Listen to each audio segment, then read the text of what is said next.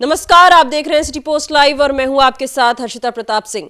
BPSC परीक्षा से जुड़ी इस वक्त की सबसे बड़ी खबर सामने आ रही है। जैसा कि आप जानते हैं, इस परीक्षा को लेकर इसको रद्द करवाने की मांग को लेकर हाईकोर्ट में आज सुनवाई थी और सुनवाई हो चुकी है और अब बड़ी जानकारी निकलकर सामने आई है। क्या जानकारी है, क्या अपडेट है, इस पर चर्चा करने के लिए मेरे साथ वरिष्ठ पत्रकार दीपक शर्मा जी मौजूद हैं। दीपक जी, आज पूरे मामले पर सुनवाई थी पटना हाईकोर्ट में, सुनवाई हो चुकी है, क्या बड़ी जानकारी निकलकर सामने आई है? पटना हाईकोर्ट में सुनवाई हुई। माननीय न्यायाधीश एएस चंदेल की एकल पीठ में सुनवाई हुई। एएस चंदेल की एकल पीठ ने इस मामले की सुनवाई की और सुनवाई के बाद अदालत ने कहा, माननीय न्यायाधीश ने कहा कि हम इस मामले पर लंच के बाद फैसला सुनाएंगे।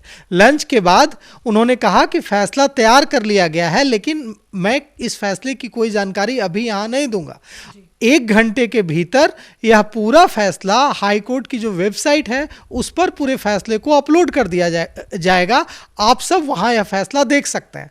अब आप समझिए कि 5 लाख अभ्यर्थी, उनके परिजन, उनसे जुड़े लाखों लोग दिल थामकर इंतजार कर रहे हैं कि कब यह फैसला, जिस एक फैसले से उनका करियर बन सकता है, उनका करियर बिगड़ सकता है, उनकी 1 साल की मेहनत पर पानी फिर सकता है, उनकी 1 साल की मेहनत को मौका मिल सकता है। जी। सबकी नज़रें इस पर लगी हुई हैं, राजनीतिक दलों की नज़रें लगी हुई हैं। प्रशांत किशोर का आमरण अनशन जारी है।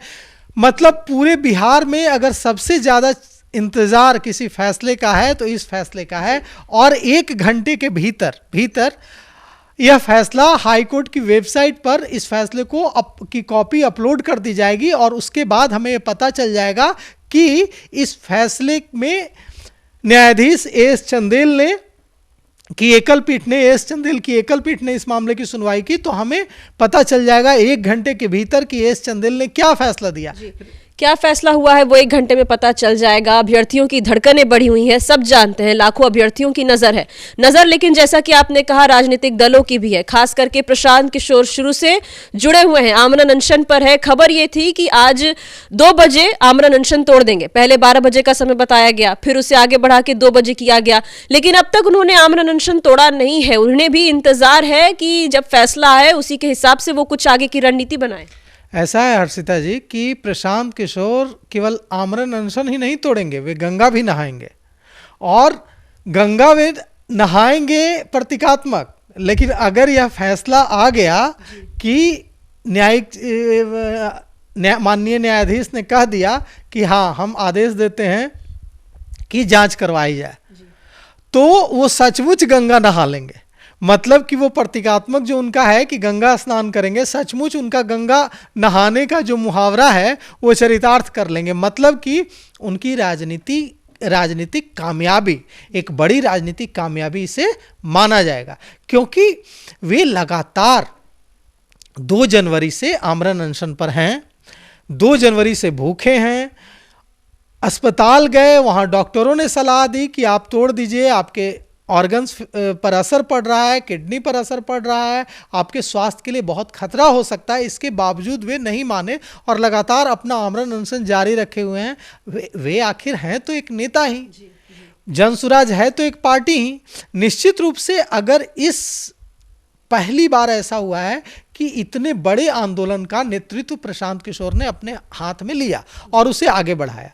अगर इसमें माननीय न्यायाधीश एएस चंदेल का फैसला आ जाता है कि हाँ ठीक है, जांच करवाने का आदेश देते हैं, या किसी भी तरह का ऐसा आदेश आता है जिससे एक प्रतीकात्मक जीत होती है अभ्यर्थियों की, री एग्जाम की मांग की, या इसकी भी प्रतीकात्मक जीत होती है कि प्रथम दृष्टया प्राइमा फेसी अदालत ने यह माना कि हाँ, ऐसा लग रहा है कि गड़बड़ी हुई होगी। अगर इतनी भी बात आ जाती है तो प्रथम दृष्टया अदालत कह देती है, तो इसे प्रशांत किशोर की प्रतीकात्मक जीत माना जाएगा और यह जीत मानी जाएगी प्रशांत किशोर की, और इसका राजनीतिक फायदा, जबरदस्त राजनीतिक फायदा प्रशांत किशोर को मिलेगा और सचमुच वे राजनीति की जो गंगा है वे नहा लेंगे। एक बड़ा भरोसा जाएगा बिहार के युवाओं में, संदेश जाएगा कि प्रशांत किशोर ने पहली बार एक आंदोलन को अपने हाथ में लिया,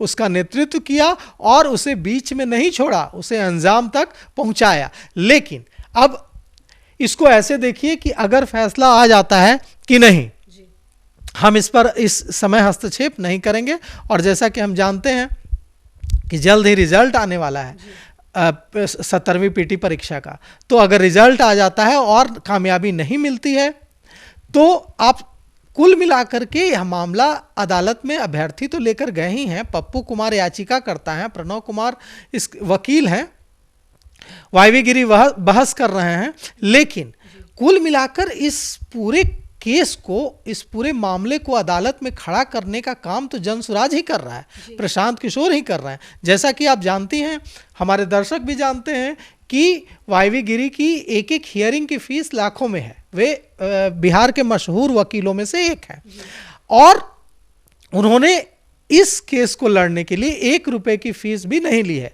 क्योंकि वे जनसुराज के उपाध्यक्ष हैं और प्रशांत किशोर और वाईवी गिरी की ओर से यह केस लड़ा जा रहा है।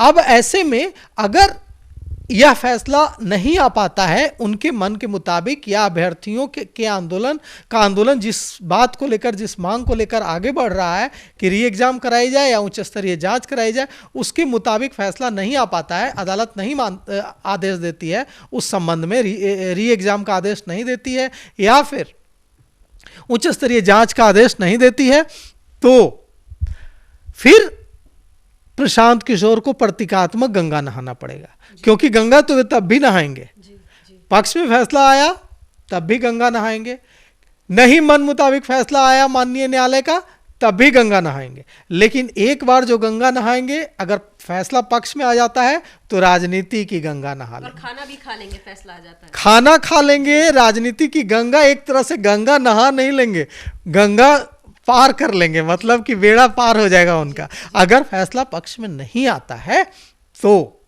तो फिर उनको प्रतीकात्मक गंगा स्नान करना होगा, और उसके बाद फिर वो कैसे सरकार के खिलाफ जो उनकी लड़ाई है, जैसा उन्होंने ऐलान किया है कि वह जारी रहेगी, तो अब यह देखना होगा कि तब फिर वे सरकार पर दबाव बनाने के लिए अपना आंदोलन किस तरह जारी रखते हैं।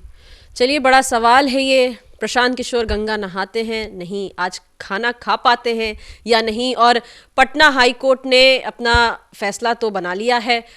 और एक बात मैं कहना चाहूंगा, प्रशांत किशोर भी यही इंतजार कर रहे हैं। देखिए, पहले उन्होंने कहा कि 12 बजे करेंगे अपना आमरण अनशन खत्म, फिर 12 बजे, जैसा कि आपको पता है, हमारे दर्शकों को भी पता है कि 12 बजे हम लोगों ने खबर दिखाई कि 12 बजे प्रशांत किशोर अपना आमरण अनशन खत्म करेंगे गंगा के किनारे।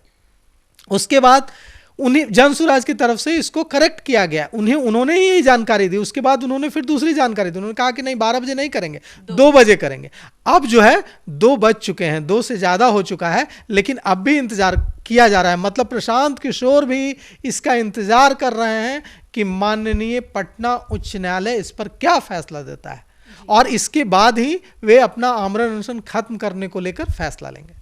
चलिए, फैसले का इंतजार सभी को है, आपको है, हमें है, प्रशांत किशोर को है, और खास तौर पर बीपीएससी के अभ्यर्थियों को है, और ये फैसला चंद मिनटों में ही सामने आने वाला है। फिलहाल इस खबर में इतना ही। आप आगे की खबरों के लिए देखते रहिए सिटी पोस्ट लाइव। धन्यवाद।